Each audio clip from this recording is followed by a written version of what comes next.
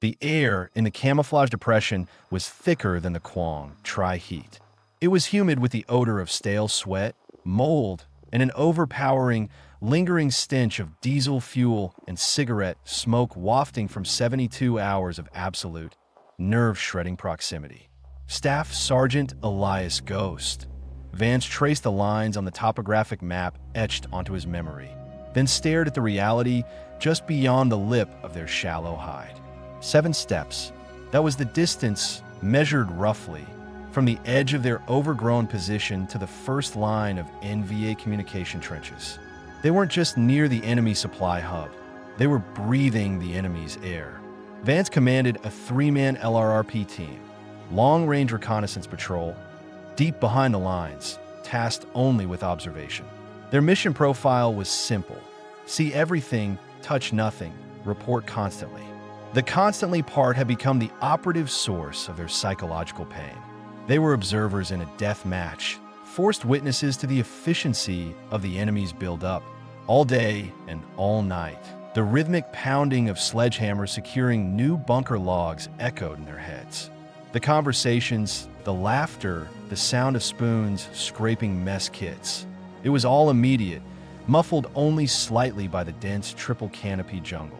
Specialist 4th Class Miller, the youngest man, was meticulously cleaning his M16 receiver for the 10th time, an act of ritualistic distraction. He wasn't cleaning dirt. He was scrubbing away the tension.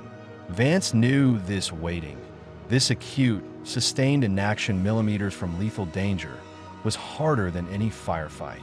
In combat, the body took over. Here, the mind devoured itself. They had logged columns of data, truck counts, troop rotations, the location of a newly discovered underground fuel storage area, massive and critical to the entire operational sector. The critical data point was the radio signal itself, the continuous lifeline connecting them to the world outside this suffocating green cage, and the scheduled extraction window, now just 4 hours away.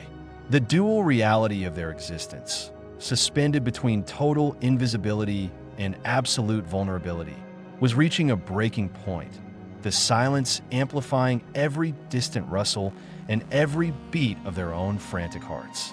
The radio signal didn't just fail, it liquefied. Vance had been monitoring the designated frequency, waiting for the brief, coded burst that would confirm their extraction vector.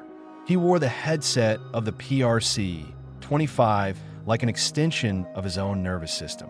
Instead of the expected static hiss or even the familiar, distant squelch of a friendly signal, the air went dead. Not just silence, but a heavy, woolly quiet, characteristic of powerful, localized jamming, followed by a soft, internal pop deep within the unit. Vance immediately checked the battery, the antenna connection, the frequency settings. Everything was correct. He tried the secondary battery. Nothing. The unit was dark, unresponsive, cold. PFC Miller watched, terrified, as Vance methodically stripped the radio down to its internal wiring, his movements precise but increasingly frantic. "It's the oscillator, Sarge. It's burnt out or shorted," Miller whispered, his voice catching on the realization. The backup emergency radio, a tiny, low-power survival beacon, was only capable of sending a short, unencrypted burst strictly for emergency extraction and was unreliable over this distance and terrain. The main comms link, the one that proved their operational existence and secured their egress, was defunct. The shock wasn't just losing communication. It was the sudden, overwhelming isolation. They were now ghosts not just to the NVA, but to their own command. The 4-hour extraction window was meaningless. They couldn't signal their location, and command would assume they were either compromised or MIA if the burst wasn't received. The mission had violently pivoted. The duality of their existence had flipped. From waiting to report, they were now waiting to die, unless they found a way out. Vance secured the broken PRC-25, weighing its useless mass. It was 7 steps to the trenches and 1,000 miles to the nearest friendly line. They had to move, but blindly, into a dense, hostile network they only knew from observation. The sheer density of NVA personnel, meant any movement had to be conducted at a crawl, taking advantage of the natural terrain features that separated their hide from the enemy's defensive line. Vance decided they needed hard confirmation of the enemy's perimeter density before committing to an escape vector. He took Miller, leaving Sergeant Reyes to maintain a firing position over the hide, ensuring their equipment remained secure. Their target was a slight depression, a shallow creek bed choked with thorny vines and fallen palm fronds, which led directly under the lip of the first main bunker complex. This was the 7 steps path. Moving through the thick undergrowth was agonizingly slow. Every millimeter of movement was a calculated risk of snapping a twig or scuffing a rock loud enough to carry. When they finally reached the creek bed, the sensory input was immediate and overwhelming. They could smell the residual cordite from small arms cleaning, the strong, pungent aroma of nuoc mam, fish sauce, from a meal recently consumed, and the acrid smoke of cheap tobacco. Vance pressed himself flat against the damp earth, peering up. He could see the intricate network of the trenches, log reinforcement, overlapping fields of fire, and heavy weapon emplacements. He watched an NBA soldier emerge from a dugout, yawn widely, and toss a handful of cigarette butts into a nearby fire pit. The proximity was unbearable. Vance realized the trenches were not merely a perimeter. They were a self-contained, subterranean city. Their intelligence reports had drastically underestimated the size of this logistical base. The sheer scale meant attempting a quiet breakout was functionally impossible. Any direction they chose would funnel them into a dedicated NVA patrol path or a heavily guarded checkpoint. They were trapped inside the fortress, and the sudden realization tightened the noose of their predicament. The scout mission led them directly into a logistical choke point, confirming Vance's worst fears. Rounding a bend in the creek bed, they froze. Barely 5 feet above their position, obscured by heavy bamboo lattice and camouflage netting, was a 2-man watchtower cleverly built into the terrain to overlook the main access road. Vance estimated they had walked directly beneath its shadow. The NBA soldier currently occupying the tower was not alert, but rather engaged in the casual routine of downtime. He had taken off his helmet, placed his AK-47 lazily against the railing, and was pouring himself a cup of steaming tea from a thermos. The sound of the liquid hitting the metal cup was strangely loud and echoing in the silence. Vance could see the flecks of dirt on the man's boots, the faint pattern of his fatigues. For 3 excruciating minutes, they waited, motionless, heartbeats pounding against the earth.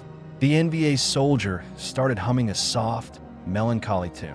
The banality of the danger was shocking. This wasn't a faceless enemy. This was a man enjoying a break, and their presence meant instantaneous, catastrophic violence. Vance knew that attempting to silently withdraw now was as risky as an immediate engagement. If the soldier simply shifted his weight or decided to sweep the ground below with his gaze, the mission would end right there. Vance signaled Miller to prepare a fragmentation grenade, holding up 2 fingers, 2 seconds fuse time, only if absolutely necessary. The decision hung agonizingly. To kill this man would alert the entire camp. To wait meant risking discovery when the shift change occurred. Then, the soldier drained his tea, stretched, and picked up his weapon, not looking down, but beginning a slow, rhythmic patrol pattern along the watchtower's wooden planking. The opportunity for quiet retreat had arrived, a grace afforded by luck and enemy complacency. As they silently pulled back, Vance confirmed the critical detail. The nearest, largest fuel depot was situated directly past the tower, exactly where their intel had suggested, barely 75 feet from the watchman's post. The retreat back to Reyes was executed with the same suffocating caution. Once safely back in the hide, Vance laid out the new reality. The PRC-25 was dead, rendering observation useless. They could not signal extraction, and they could not wait for their window to close, which would doom them to eventual enemy sweep patrols. The sheer size of the complex meant a silent breakout was impossible. The new mission was destruction and calculated chaos. "We aren't going home quiet," Vance stated, his voice low and firm, shedding the role of communicator for saboteur. The focus shifted entirely to the newly confirmed massive fuel depot. This depot was not just supplying vehicles. It was supplying the generators and field kitchens for the entire sector's main effort. Taking it out would cripple the NVA supply chain for weeks and create a massive, undeniable firestorm. A secondary signal that command, even without the radio burst, would recognize as the successful execution of an unprecedented, high-risk operation. The plan was terrifyingly simple and brutally aggressive. They would use their 3 remaining satchel charges, synchronized to detonate simultaneously, planting them on the most exposed gasoline and diesel barrels at the depot. The timer would be set for 3 minutes, enough time for them to attempt a breakthrough on the resulting confusion. This was a direct, suicidal deviation, turning their passive reconnaissance into a combat assault. Reyes, the hardened veteran, didn't argue. He merely nodded and started preparing the fuses. Miller, pale but resolute, checked the readiness of his ammunition. The waiting game was over. They had spent 72 hours mastering the geography of their prison. Now they would use that intimate knowledge to blow the walls down. The 3-man team geared up, exchanging silence for steel resolve, preparing to walk those 7 short steps back into the fiery belly of the beast. The insertion phase was a meticulous, inverted replay of their reconnaissance. Instead of listening, they were focused solely on masking sound. Vance led, Reyes covered, and Miller followed, burdened with the heavy canvas satchel charges. They utilized the same drainage ditch and vine-choked creek bed, knowing that every inch of cover counted. The air was now growing heavy with the promise of rain, which Vance silently prayed for, hoping the heavy drops would muffle their movements. They moved past the same observation post, the watchman having been replaced by a new, equally bored sentinel who was scratching notes onto a clipboard. The sheer proximity felt electric. Vance could hear the subtle clink of the guard's cigarette lighter. They slipped past, utilizing a narrow gap between 2 large, root-bound trees that led to the depot clearing. The fuel depot was a site of astonishing military efficiency. Hundreds of 55-gallon drums, stacked 3 high, covered by heavy tarps, organized into long, parallel rows. The depot was guarded by a minimal but rotating 2-man walking patrol. Vance signaled for a halt, studying the patrol route. The sentries followed a clockwise path, which gave the insertion team a 45-second window between passes to traverse the open clearing and reach the main cluster of gasoline barrels. The plan hinged on speed and flawless synchronization. The adrenaline was a cold, sharp presence in Vance's veins, replacing the lingering fatigue of the previous days. They waited for the patrol to round the far corner, and then, in a coordinated burst of silent motion, they sprinted the 15 feet across the open space, disappearing immediately into the shadows cast by the stacked metal drums. They were now surrounded by highly flammable liquid and directly adjacent to the most critical logistical target in the entire region. Reaching the central stack of barrels, they went immediately to work. Vance secured the first charge, weaving the detonation wire securely around the metal strapping of 3 large barrels, ensuring the blast wave would cascade through the dense storage area.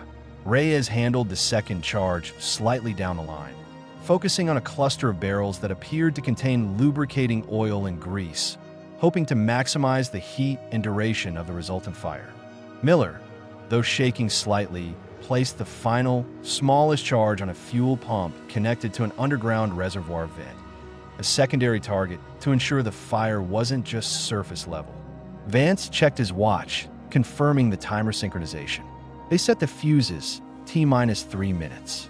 The clock was running on their lives. As Vance pulled the safety pin on his charge, confirming the steady tick, he heard a sound that froze his blood. Not a human sound, but a low, guttural sniffing. A large, untrained patrol dog, probably a village hound co-opted for guard duty, had strayed off its leash and was wandering through the depot rows, its nose low to the ground, following the scent trail they had left on the damp earth. The dog was only 10 feet away, turning its head, locking eyes with Vance. The 3 minutes now felt like 3 seconds. Vance slowly, agonizingly, raised his suppressed M16, knowing that firing would detonate the inevitable alert before the satchels could destroy the target. But the dog was about to bark. The silent confrontation with the dog ended abruptly, not with a muzzle flash, but with a sharp, sickening thwack dash. Reyes, reacting instantly, swung the butt of his weapon, striking the animal cleanly and efficiently across the skull, dropping it instantly without a sound. They immediately turned to retreat, running low between the stacks. But in the haste, PFC Miller, burdened by his remaining equipment, snagged his boot on a loose piece of wire stretched low between 2 stumps. A crude but effective tripwire designed to trigger a localized noisemaker, perhaps an empty can full of rocks. The resultant rattling noise was small, metallic, and utterly devastating in the surrounding quiet. Immediately, a shout erupted from the observation post near the main road. Not a questioning shout, but a challenge. The alert was raised. Vance and Reyes laid down suppressive fire toward the guard post as Miller scrambled to clear the path. They had 30 seconds left on the timers. The jungle exploded into answering fire. Tracer rounds started tearing into the stacks of fuel drums around them. They were instantly pinned down between the approaching NVA reaction force and the inferno that was about to erupt. Vance realized they had made it 7 steps to the target, but now the 7 steps back felt like a mile under concentrated enemy fire. They had to use the detonation as cover, fighting into the approaching flames to find a breakthrough point, realizing their only advantage was the enemy's confusion about the immediate threat. They were no longer running from the blast, they were running with it. The detonation hit T-0. It wasn't a single burst, but a roaring chorus of explosions. The 3 synchronized satchel charges tore through the thin metal of the barrels, igniting hundreds of gallons of fuel instantly. A massive, churning fireball erupted, sending a column of black, oily smoke hundreds of feet into the sky. Secondary explosions began ripping through the depot as stored munitions and other volatile materials caught fire. The resulting blast wave stunned the NVA reaction force that had been closing in. Vance, Reyes, and Miller used the immediate shockwave and the resulting wall of fire as their cover. They fought their way through the narrow access lane, the heat intense and painful, aiming for a weak point Vance had observed during the 72-hour wait. A poorly reinforced section of the perimeter fence facing the dense, unexplored western ravine. Close quarters combat erupted in the flickering, orange light of the burning depot. Vance engaged 2 NVA soldiers emerging from a nearby dugout, his suppressed weapon spitting controlled bursts, the sound swallowed by the roaring inferno. Reyes neutralized a machine gun position that was attempting to cut off their escape path. The NVA were disorganized, focused on the disaster unfolding behind them rather than the 3 ghosts fighting their way out. The fire and noise had violently overwritten the silence they had endured for days, replacing the crushing psychological pressure of waiting with the immediate, visceral clarity of survival. They punched through the fence line, tearing through razor wire and splintered wood, leaving behind a tactical and logistical catastrophe. They ran until the roar of the burning base was a distant echo, replaced only by the ragged sounds of their own breathing and the heavy, tropical downpour that had finally arrived, a weak attempt to quell the fires they had started.